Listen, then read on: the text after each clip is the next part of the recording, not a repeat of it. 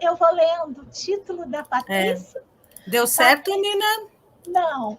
Não? Patrícia Amantino Estivalé. Estivalé que chama? Estivalé. Uhum. Isso. O título do trabalho da Patrícia é As Histórias que o Barro Conta, Artes Manuais e Memórias Afetivas. Ainda não aparece para mim aqui ainda. Vou tentar só mais uma vez, senão nós vamos sem compartilhar. Tela. Põe a tela. Compartilha a tela. Bem? Tá bom, obrigada. Então, primeiramente, boa noite aos colegas que estão nos ouvindo, as pessoas que estão compartilhando esse momento conosco. Eu queria primeiro agradecer, fazer um agradecimento especial para a professora Nina, que mantém esse congresso e que possibilita que pessoas que, como eu, vivem das artes manuais, mas não têm uma pesquisa vinculada à academia, possa vir aqui partilhar. E hoje, na abertura, Nina, tu disseste uma coisa que me chamou muita atenção, que sozinha não dá, e não dá mesmo, né? Então, eu saí, essa minha pesquisa é nesse intuito de buscar outras pessoas que trabalham com cerâmica como eu. Então, a minha pesquisa é as histórias que o barro conta, e é o relato de uma primeira expedição, como eu chamo, em busca de artesãos e artesãs, bonequeiros e figureiros que trabalham com cerâmica figurativa, no sentido de entender que histórias são essas que o barro conta. A cerâmica, a gente sabe, é uma das grandes artes da civilização, junto com a tecelagem, está presente há milênios na nossa vida, né? A partir dela, a gente vai trabalhar, então. O Bonequeando na Estrada é a nossa expedição, então foi como a gente conseguiu viabilizar essa nossa primeira saída, que a intenção era chegar ao Jequitinhonha, chegamos a Turmalina, em Minas Novas, e Taubaté, em São Paulo. E a nossa busca era o processo criativo. Na verdade, o que eu queria era entender a produção dessas mulheres, né? E desses ceramistas e figureiros. A produção, mais a parte poética do que, basicamente, a parte técnica do trabalho. E as histórias? Então, o que realmente me botou na estrada, me colocou nessa caminhada, foram as histórias que esses ceramistas contam. Então, a nossa pesquisa ela é uma pesquisa mais de prosa do que de entrevista, foi sempre no sentido de entender em pequenas rodas, respeitando muito a questão do distanciamento social, né? Então, não fizemos encontros, as artesãs nos receberam nas suas casas, com todo cuidado, e a partir daí nós começamos, então, a entender o processo. Então, vamos voltar lá na cerâmica para entender por que cerâmica, né? A história da humanidade ela pode ser contada através da cerâmica. Essa é a primeira frase de um livro muito interessante sobre o Jequitinhonha, da pesquisadora Lalada Dalglish, que ela nos dá esse toque. Desde milênios, a cerâmica está em todos os lares, né? Seja por uma tosca xicrinha de terracota ou uma fina porcelana, faiança, a cerâmica está na nossa vida desde sempre, e a nossa história pode ser contada por fragmentos dela, né? O que nos chegou das sociedades que nos precederam foi pela cerâmica. Mas o meu foco, na verdade, é a cerâmica figurativa, porque eu faço esse trabalho na minha vida diária, e era essa busca que eu queria. Eu queria entender o que são essas figuras que o ceramista e o bonequeiro faz, da onde vem essa cerâmica que retrata questões pessoais da vida, do imaginário coletivo das comunidades, né? E a cerâmica figurativa ela é muito presente no Brasil, inclusive os nossos indígenas trabalham com a cerâmica figurativa. Nós temos os exemplos das bonequinhas Ritichoco, que são essas que estão na tela, né, onde as mulheres figureiras retratam o dia a dia da comunidade e as questões do grafismo corporal nas bonecas. Então, a cerâmica figurativa no Brasil é muito forte. Hoje em dia, ela tem vários polos, mas nesse primeiro trabalho, a gente focou em 2 polos. A nossa ideia era chegar no norte de Minas e na região de Taubaté, em São Paulo. Então, o Bonequeando na Estrada foi a nossa forma de otimizar isso, de colocar o meu ateliê em funcionamento na estrada, trocando com essas ceramistas e aprendendo com elas o fazer cerâmico delas. Então, a nossa busca era pelo processo criativo dessas mulheres, né? O que eu queria entender é como que esses artesãos trabalham. E aí, no dia a dia, nesse nosso contato, a gente teve algumas questões que ficaram muito claras. Então, a gente teve algumas constatações que a gente vai discutir agora. O primeiro é que, como todo artista, o artesão ceramista, ele está sempre tensionado entre duas questões. Uma é a criatividade e o outro é o respeito à técnica. Especialmente na cerâmica, o respeito à técnica ele é muito importante. Por quê? Porque na cerâmica a técnica ela não pode ser prescindida. Nós precisamos sempre respeitar o processo de modelagem, secagem e queima. Então, o artista está limitado, de certa forma, a respeitar essa técnica, o que não restringe de forma alguma a criatividade dos artesãos. Outra coisa que nas duas comunidades que eu fiz a pesquisa e que eu fiz a visita, eu chamo mais de uma visita do que uma pesquisa, é a questão da identidade cultural. Isso, para mim, é o mais importante de tudo que foi levantado nesse trabalho. Nas duas comunidades, essa questão é muito importante, especialmente nas comunidades do Jequitinhonha. A produção dessas mulheres, ela respeita uma simbologia do lugar, que retrata a realidade delas. Isso gera nessas mulheres da comunidade, tendo em vista que a grande maioria dos ceramistas são mulheres, gera nelas uma segurança, porque elas estão transitando num terreno que é delas. Então, depois, quando a gente for falar das histórias, vocês vão ver como realmente a produção delas revela esse dia a dia delas na comunidade. Isso gera um pertencimento que eu acho muito importante no trabalho dessas mulheres. Outra questão importante é que essa unidade cultural ela unifica o trabalho dessas mulheres, mas não padroniza. Nós visitamos duas cidades em Minas Gerais, Turmalina e Minas Novas, e 4 comunidades. E essas 4 comunidades, cada uma delas tem características que são próprias. Então, a gente percebe que há unidade, mas não há uma padronização. Outra questão muito importante com relação ao processo criativo é a forma de transmissão do saber. Nas duas comunidades, a forma como o sabor é transmitido reforça a questão da identidade cultural. No Jequitinhonha, a transmissão ainda ela é familiar, basicamente familiar.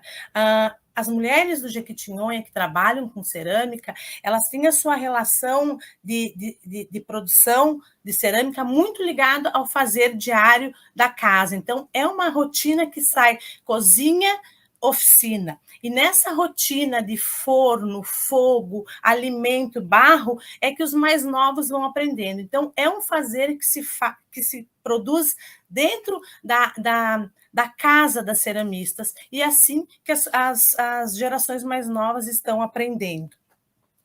Mesmo em Taubaté, São Paulo, que já é uma cidade com outras características, a produção desse saber ainda mantém essa característica de oficina caseira, porque mesmo ali onde há a Casa do Figureiro e o Ponto de Cultura dos Figureiros de Taubaté, que tem cursos para novos figureiros, mesmo aí o saber é repassado através de mestres do saber, mesmo assim existe uma transmissão via respeito e vínculo emocional com esse mestre. Então, se reproduz muito essa coisa da oficina de casa, né? Dessa transmissão menos formal e mais emocional.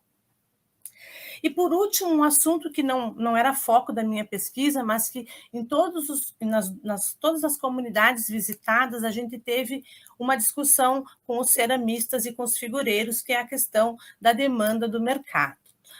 É inegável que nos últimos anos houve um aquecimento com relação à produção do artesanato de cerâmica, né, da produção das peças do fazer cerâmico, e isso trouxe qualidade e melhoria socioeconômica para as comunidades, mas, de certa forma, também traz uma produção muito direcionada para o mercado. Então, eu até tenho a foto dos filtros, porque foi uma conversa com as figureiras, as bonequeiras, que às vezes elas gostariam de estar produzindo bonecas, mas filtro é o que vende atualmente.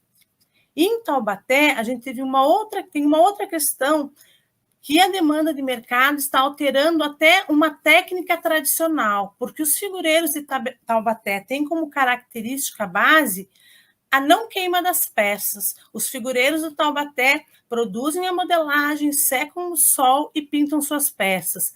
Mas, segundo a exigência de alguns lojistas, alguns figureiros já estão queimando as suas peças. Não há um consenso entre os figureiros que foram entrevistados se isso é prejudicial ou não para essa questão da identidade cultural da produção. É sempre essa eterna batalha entre a tradição e a modernidade, né? A gente sabe que a tradição é o chão onde pisa, né, a produção artística, mas também essas mudanças elas vêm acontecendo. Por enquanto, os ceramistas de Taubaté, pelo menos dentro dos ceramistas que a gente entrevistou, tanto na Casa do Figureiro como no Ponto de Cultura, não tem um consenso se a queima das peças é ou não prejudicial à identidade desse fazer ancestral em Taubaté.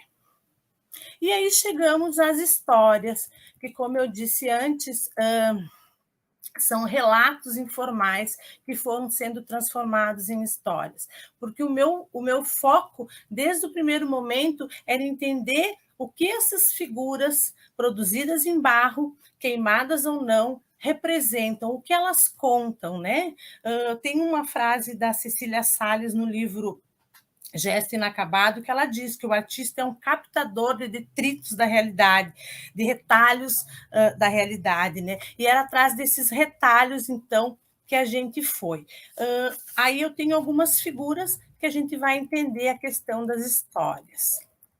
As bonecas do Jequitinhonha são sempre meninas com vestidos florados. E aí vem as histórias dos vestidos florados. 3 minutos, tá, Patrícia? Tá bom, obrigada, Nina. Primeira história. Eu não tinha boneca e, se tinha, não tinha roupa. Eu passei muita vontade de ter um vestido florado, mas meus pais não tinham condições de comprar. Mas o que eu mais gosto de fazer são os vestidos florados das minhas bonecas. Tudo lindo. Outra história. Então, vem tudo da terra: o barro, as tintas, o alimento, a terra lavrada, a argila modelada. É trabalho pesado, chama filharada. É força e dom de Deus, é alegria. E assim são minhas bonecas, alegres e bonitas. E eu gosto que elas tenham a cor do barro, é a nossa cor, afinal. A bicharada. Lá em casa todo mundo era bonequeiro, mas eu gosto de inventar figuras, eu gosto de fazer bichinhos. A gente fazia quando era pequeno. Pegava um barrinho e ia copiando os bichinhos. Era o brinquedo que a gente tinha. Para vender, boto bichinhos nas botijas. Potes. Enfeitando os potes. Naquele tempo, todo mundo fazia pote, mas eu gostava de boneca. Então, inventei de misturar pote com boneca. Ficou bonito, não ficou? Ficar bonito é o que importa. Não precisa se parecer com ninguém, mas tem que estar bonito, porque feio já chega à vida. Coloco um pouco de mim. Aqui em casa todos trabalham juntos, porque o trabalho é demorado desde a buscada do barro, da lenha. Não dá para fazer sozinha. Faço ceninhas que mostram um pouco da nossa vida, tanto na cozinha quanto na modelagem. Quando penso que coloco um pouco de mim e das minhas filhas nas peças que faço. Acho que todo artesão é assim, coloca um pouco dele nas peças que produz. Saudade. Saudade eu sinto das coisas da roça, daquele fogão a lenha, sou figureira há 23 anos. E fazer essas pecinhas é como reviver uma infância feliz, pois na cidade é tudo tão difícil. Enfim, essas são só algumas histórias que a gente foi relatando a partir dos desenhos e bonecos que a gente foi adquirindo na nossa expedição e conversando com os artesãos que os produziram. Para encerrar, eu gostaria de fazer algumas considerações finais. Primeiro, a importância, né, da cerâmica como saber tradicional presente em todo o território nacional. A importância da valorização desse fazer cerâmico, que trouxe muita melhoria socioeconômica para as comunidades envolvidas. Dizer que a produção desses artesãos ela se abastece de um manancial de lembranças individuais e coletivas que são patrimônio dessas comunidades, né? Que é importante que se mantenham essa produção com identidade e memória.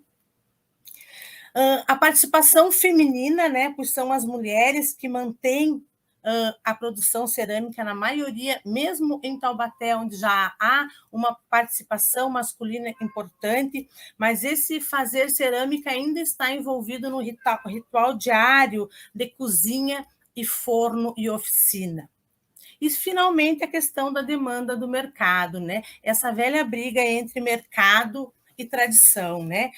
Ainda não se pode aferir se o mercado já está sendo prejudicial para a produção ou não, mas é um cuidado a ser pensado com atenção. E, para finalizar, uma frase da Weigl Stroyer que diz: a criação é um perene desdobramento, uma perene reestruturação, é uma intensificação da vida. Muito obrigada. Aqui os meus contatos. Muito bem, muito bem. Agora eu faço o quê? Nina, desligo aqui. Isso.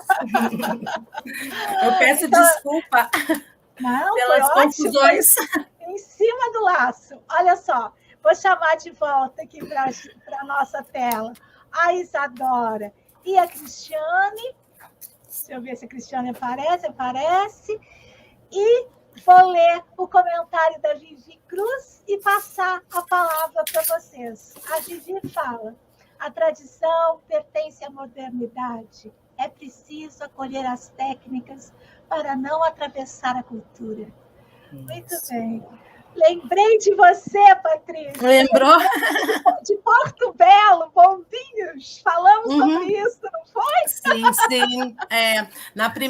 No primeiro congresso, eu levei o trabalho sobre as oficinas, né, com as crianças. E esse ano eu resolvi me dedicar mais à produção cerâmica mesmo. Eu tenho que falar uma coisa antes de passar a palavra para as nossas demais pesquisadoras. Você pode se auto-intitular pesquisadora, porque você é uma pesquisadora. Você traz o conceitual, você traz a problematização, você faz as entrevistas, você traz o campo de uma maneira riquíssima.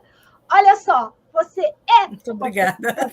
Muito obrigada. Eu, às vezes, venho com um pouco de receio, mas sinto isso que você disse hoje na abertura do congresso.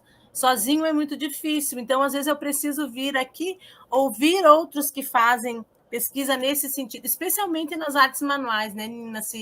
A gente se sente, às vezes, um pouco solitária na produção. Sim, é verdade.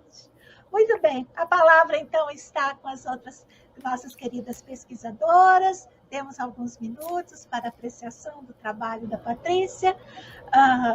Está aberto o microfone.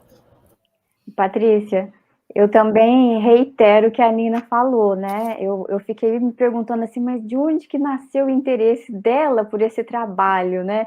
E aí, à medida que você vai narrando, você fez uma narrativa de um trabalho etnográfico, de pesquisa de fato, com uma sensibilidade tão grande, né, que realmente a gente vê assim, a sua sensibilidade de observar, a ideia da escutativa, né, que eu acho que é uma coisa bonita, assim, quando você pega a narrativa em que elas falam, que usam a criatividade, apesar de ter a demanda de mercado, colocou boneca no pote, essas coisas, né, essas preciosidades, assim, a gente começa a observar que, na verdade, o cientista, principalmente da área de humanas, não conseguiria fazer nenhum tipo de análise se a gente não tivesse aí essa base, né, ouvindo a narrativa das próprias pessoas, né? Então, quando ela fala aqui que eu coloco um pouco de mim, da minha filha nas minhas peças, acho que todos os outros ceramistas fazem isso.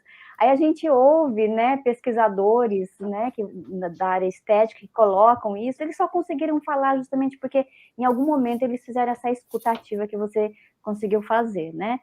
Enfim, eu fiquei muito encantada, dá uma vontade, né, de aplaudir, assim, porque realmente é muito bonito. Obrigada.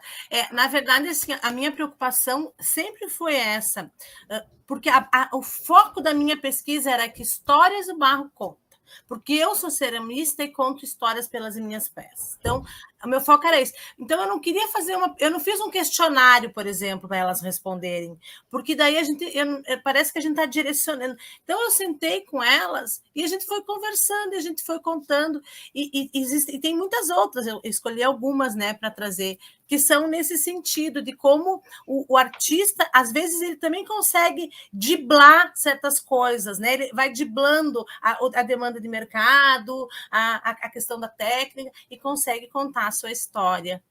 E é muito rico. Hoje é dia de lançamento aqui. Né? Eu lancei uma série de livros agora, antes da gente entrar.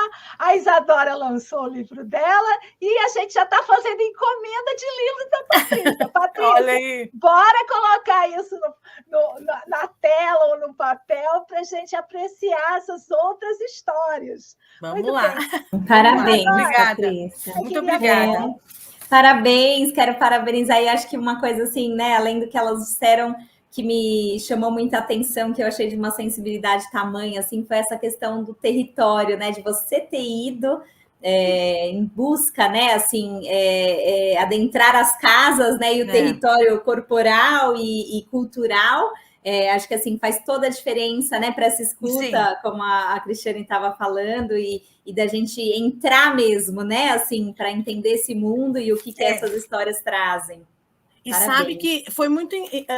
apenas uma das comunidades, a gente fez uma reunião na associação. Várias não, foram 4 ou 5 mulheres juntas. Não foi tão rico como aquela que eu fui na casa e que nós conversamos no fogão e ela me mostrou o forno e as coisas foram acontecendo naquela história. E eu sempre me colocando como ceramista, como alguém que quer aprender um pouco mais com elas, eu acho que é nesse sentido. É a nossa primeira expedição, eu pretendo o ano que vem fazer o Nordeste e mais tarde continuar pela América Latina, porque ceramista e figureiro, eu agora estou apontada, né, Nina? Agora a gente vai começar a fazer pesquisa. E você sabe que, assim, só um motivo parênteses, que você falando, assim, me veio mais ainda essa potência da pesquisa, da gente se contaminar, né? Diferentemente de uma pesquisa que às vezes a gente vê, né, que o pesquisador tem que ser imparcial, né, nesse lugar, quer dizer, eu acho que é muito pelo contrário, né? Tem um livro que eu gosto muito que chama Pesquisar na Diferença, que é bem numa linha esquizoanálise, assim, que traz um pouco esse lugar, assim, da pesquisa e do pesquisador se contaminar e estar junto e afetar e ser afetado. Eu acho que é isso, né, que faz a diferença. Eu vim completamente afetada por essas mulheres poderosas. Olha só, lembrou demais da minha pesquisa também. Quero encerrar essa parte lendo o comentário de Paula Gomes, que diz: pesquisa viva, Patrícia. Mulher, você é sim pesquisadora. Trabalho incrível, parabéns.